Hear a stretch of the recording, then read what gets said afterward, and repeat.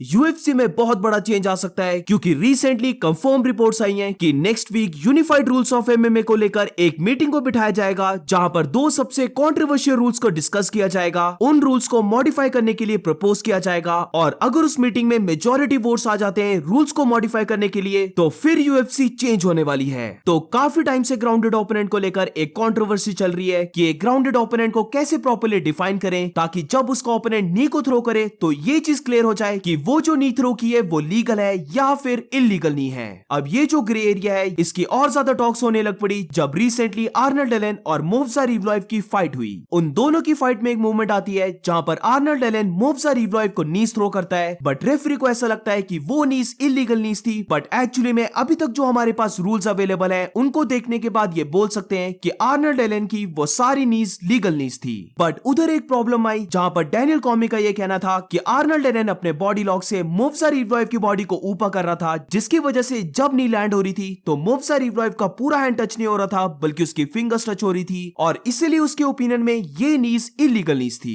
अब ये सारा ग्रे एरिया इसलिए है क्योंकि रूल में ऐसा कुछ भी नहीं लिखा है कि ये करना लीगल है या फिर इलीगल है और रूल्स में सिर्फ यही लिखा है कि एक ग्राउंडेड ओपोनेंट कंसीडर होने के लिए फीट के साथ पूरे पाम को टच होना चाहिए और अगर सिर्फ फिंगर्स टच है तो फिर ओपोनेंट नीज को थ्रो कर सकता है। ऑल्सो इस रूल में एक और ग्रे एरिया है जहां पर ये चीज कंफर्म नहीं है कि फाइटर को ग्राउंडेड कब बोलेंगे, जब उसका ओपोनेंट उसे नी थ्रो करने वाला है या फिर जब उसके ओपोनेंट की नी उसके साथ कांटेक्ट में आई है। यानी कि नी लैंड होने से पहले क्या फाइटर ग्राउंडेड ओपोनेंट कंसीडर होगा या फिर एग्जैक्ट मोमेंट में जब नी लैंड हो रही है तभी फाइटर को ग्राउंडेड फाइटर बोल सकते हैं। नेक्स्ट वीक एक न्यू रूल प्रपोज होने वाला है और अगर उस रूल को मेजॉरिटी वोट्स मिल जाते हैं तो फिर ये जो एग्जिस्टिंग रूल है ये खत्म हो जाएगा और उसकी जगह फिर आएगा एक न्यू अपडेटेड और मेरी ओपिनियन में एक काफी पॉजिटिव रूल जो मैक्सिमम ग्रे एरियाज को खत्म करने वाला है। तो अब ये जो न्यू रूल प्रपोज होने वाला है ये रूल एक्चुअली में बोलता क्या है? तो बेसिकली ये जो न्यू रूल है इस रूल के अंदर फाइटर का पूरा पाम मैट को टच कर रहा है या सिर्फ उसकी फिंगर्स टच हो रही है ये सब मैटर ही नहीं करने वाला। इस रूल के अकॉर्डिंग एक ग्राउंडेड ओपोनेंट तभी डिफाइन होगा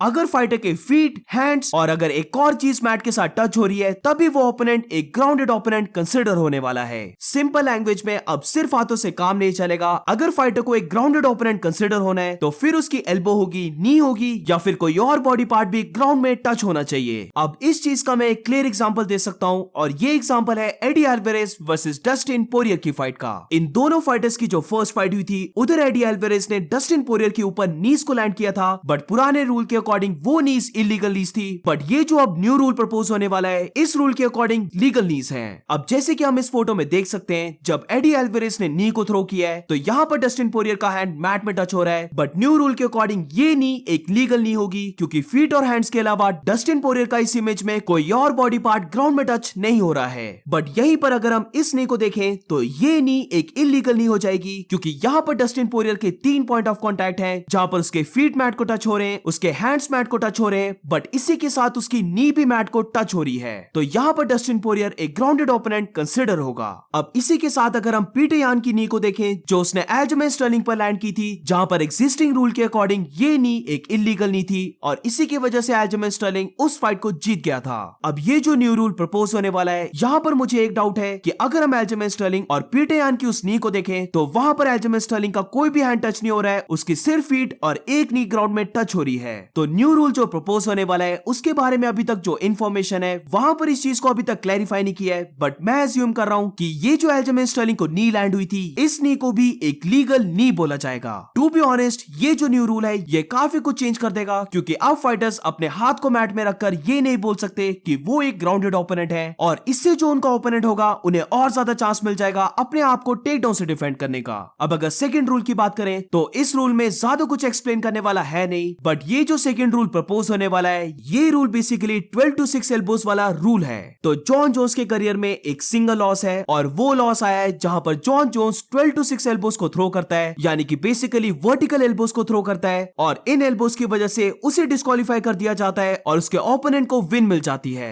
ये रूल तब से चलता आ रहा है और ये रूल इतना ज्यादा आउटडेटेड है कि इवन अगर यूएफसी की भी बात करें तो वो भी इस रूल को कंसीडर नहीं करना चाहती जहां पर डैना व्हाइट ने तो ये भी बोल दिया है कि जो जॉन जोन्स का लॉस है वो एक्चुअली में लॉस कोई भी कंसीडर नहीं करता और अगर यूएफसी की बात करें तो वो जॉन जोन्स के इस लॉस को लेकर एथलेटिक कमीशन तक भी जा चुके हैं जहां पर वो चाहते हैं कि न्यू रूल को बनाया जाए जहां पर 12 to 6 एल्बोस को लीगल किया जाए और जॉन जोन्स के इस लॉस को हटाया जाए। I completely agree with this. और फाइनली अब नेक्स्ट वीक ये वाला रूल भी प्रपोज होने वाला है जहां पर 12 to 6 या फिर वर्टिकल एल्बोस को लीगल करने की बात की जाएगी। अगर हम इस चीज को सीरियसली देखें तो जो हॉरिजॉन्टल या फिर एंगल से एल्बोस डैमेज करती हैं, exactly same damage 12 to 6 elbows करती हैं। बट ये बेसिकली ओल्ड टाइम्स की एक मिथ है कि 12 to 6 एल्बोस ज्यादा डैमेज करेंगी। तो इसीलिए ये वाला रूल मेरे ओपिनियन में एक काफी स्टूपिड रूल है और ये वाले रूल तो डेफिनेटली चेंज होना चाहिए। सो ओवरऑल दोनों रूल्स जो प्रपोज होने वाले हैं उन दोनों को मैं बहुत ज्यादा लाइक करता हूं एंड आई रियली वांट कि रूल्स को मॉडिफाई किया जाए ताकि फाइट्स को और भी ज्यादा एक्साइटिंग बनाया जाए। तो डेफिनेटली रूल्स चेंज होने चाहिए और अगर नेक्स्ट वीक या फिर जब भी अनाउंसमेंट होगी वहां पर अगर रूल्स को चेंज कर दिया तब मैं इस टॉपिक के बारे में और भी डिटेल में बात करूंगा कि इन न्यू रूल से कैसे फाइटर्स का एडवांटेज होगी, कैसे फाइट्स और भी ज्यादा एंटरटेनिंग हो जाएंगी और बाकी भी काफी चीजें। बट इस वीडियो में यहीं तक बात करते हैं। What you guys think about this? तुम्हें ये न्यू रूल्स कैसे लगे? Let me know in the comments. और इसी के साथ इस वीडियो को एंड करते हैं। अगर आपको वीडियो अच्छी लगी हो तो please make sure to like subscribe. मिलते हैं नेक्स्ट वीडियो में।